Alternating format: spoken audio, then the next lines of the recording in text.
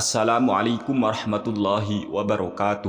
Alhamdulillahil awwali bila ibtida, al-akhiri bila intiha, alladzi khalaqal arda was sama wa ja'alal qur'ana lin-nasi hudaw wa shifa. Allahumma shalli wa sallim ala sayyidil anbiya atqal atqiya azkal azkiya wa ala alihi wa sahbihi ahli sidqi wal wafa, amma ba'du. Ayuhal hadirun, ayuhal mu'minun, ayuhal muslimun, ayuhal netizen, dimanapun kalian berada, siapapun kalian, semoga kita semua selalu dalam lindungan Allah Subhanahu wa Ta'ala. Amin ya Rabbal Alamin. Ada sebuah pertanyaan yang sangat menarik untuk kami. Pertanyaannya adalah, apakah ada sahabat Nabi Muhammad SAW yang berasal dari Indonesia? Sebelum kami menjawab pertanyaan ini, perlu difahami terlebih dahulu, siapa sahabat itu? Sahabat itu adalah orang yang pernah bertemu dengan Nabi Muhammad SAW dan orang tersebut beriman kepada Nabi Muhammad SAW. Dari definisi ini, maka bisa dipastikan bahwa orang yang pernah belajar kepada Nabi Muhammad SAW itu sudah pasti merupakan sahabat Nabi. Dan sekarang pertanyaannya adalah, apakah sahabat Nabi ada yang berasal dari Indonesia? Untuk menjawab pertanyaan ini, mari kita simak terlebih dahulu video ini. Saya tulis sebuah buku, mudah-mudahan Allah mudahkan. Allah, insya Allah. Saya belum terbitkan sekarang, tapi mudah-mudahan. Judulnya, Kiaiku Muhammad, Kiai Anda siapa? Kiaiku Muhammad, Kiai Anda siapa? Kiaiku Muhammad, Kiai Anda siapa? Subhanallah, subhanallah, subhanallah. Bapak Khalid Basalamah ini katanya mau mengarang buku dengan judul Kiaiku Muhammad. Kiaimu siapa? Kiai Anda siapa? Kalau kiaiku, kata Khalid Basalamah, kiaiku Muhammad. Wow, luar biasa teman-teman ya. Kita tahu ya, kiai itu adalah guru. Jadi kalau orang mengaku kiaiku Muhammad dalam artian guruku Muhammad, guruku Nabi Muhammad, kan seolah-olah ini Khalid Basalamah ini kan sahabat Nabi teman-teman ya.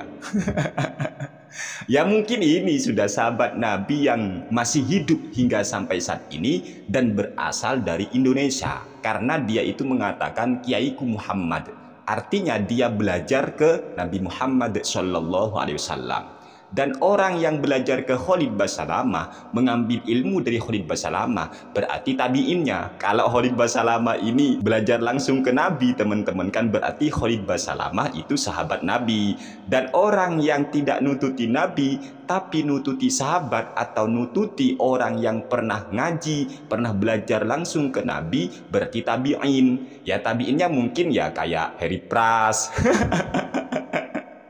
Ya Allah. Jadi kalau ada orang bertanya, apakah ada sahabat Nabi dari Indonesia? Ya tonton aja ya videonya Khalid Basalamah yang katanya mau mengarang buku dengan judul Kiaiku Muhammad. Kiai Anda siapa? Kiaimu siapa? Kalau kiaiku, kata Khalid, kiaiku ya Muhammad.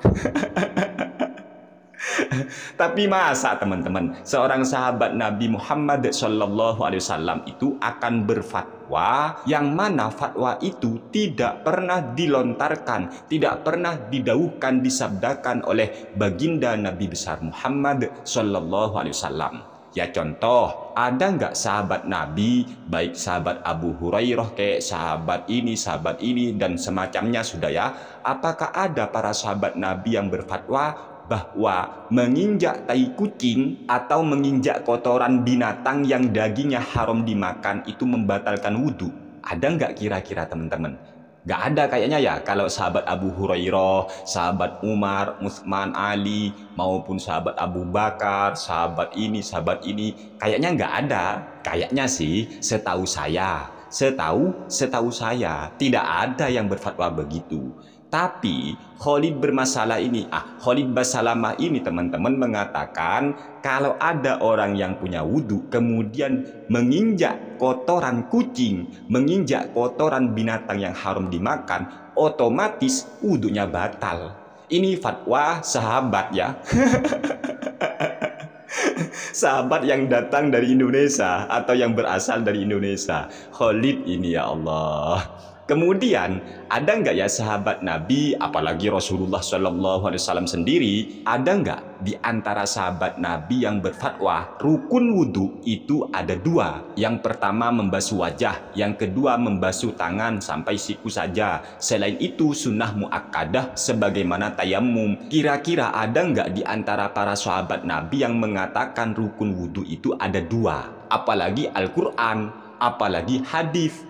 Ada nggak rukun wudhu di Al-Quran ataupun rukun wudhu dalam hadis Nabi atau rukun wudhu menurut semua para sahabat Nabi ada dua, yaitu membasuh wajah dan membasuh tangan sampai siku saja. Ada nggak? Nggak ada kayaknya ya. Tapi menurut Khalid Basalamah yang berguru atau yang ngaku kiainya adalah Nabi Muhammad SAW ini, rukun wudhu cuma dua teman-teman. Kemudian ada nggak di antara sahabat Nabi, apalagi Nabi sendiri, ada nggak di antara para sahabat yang mengatakan bahwa kotoran manusia itu adalah najis berat, najis mughalladhah? Ayo, ada nggak kira-kira ya? Dan andaikan kotoran manusia itu adalah najis berat, najis mughalladhah, kita tahu teman-teman, najis mughalladhah itu cara mensucikannya harus menggunakan debu salah satunya ya, yaitu dengan cara dibasuh 7 kali, yang mana salah satu 7 basuhan itu harus ada debu, campuran debunya. Hewan yang tidak boleh dimakan dagingnya, bertaring, kotoran manusia, kotoran harimau, kucing, itu nggak boleh. Najis berarti kan najisnya sudah berat, mughalladhah namanya. Najis berarti kan najisnya sudah berat, mughalladhah namanya. Wahabi itu ya, Wahabi kalau istinja itu gimana ya? Bayangkan sendiri teman-teman ya, bayangkan sudah. Ya Allah, ini ngaku-ngaku kiaiku Muhammad, hah? Hadis mana, ayat mana, atau sahabat Nabi yang mana, ulama-ulama salaf yang mana yang mengatakan kotoran manusia itu najis berat, najis mughalladhah? Mana? Ayo tunjukkan. Mana dalilnya? Dalilnya mana? Mana dalil? Mana? Ayo tunjukkan pada kami. Katanya qala Allahu, katanya qala Rasul. Kok malah setahu saya kalau seperti ini S2 ya, setahu saya. Setahu saya kotoran manusia adalah najis berat, najis mughalladhah. Sehingga kalau najis berat, najis mughalladhah, berarti Wahabi itu kalau beristinja harus menggunakan debu. Ya Allah, ini sungguh bermasalah. Kemudian ada nggak ya di antara sahabat Nabi atau Nabi sendiri yang melarang kaum muslimin berdoa kepada Allah selesai sholat fardu atau setelah selesai melakukan sholat yang 5 waktu?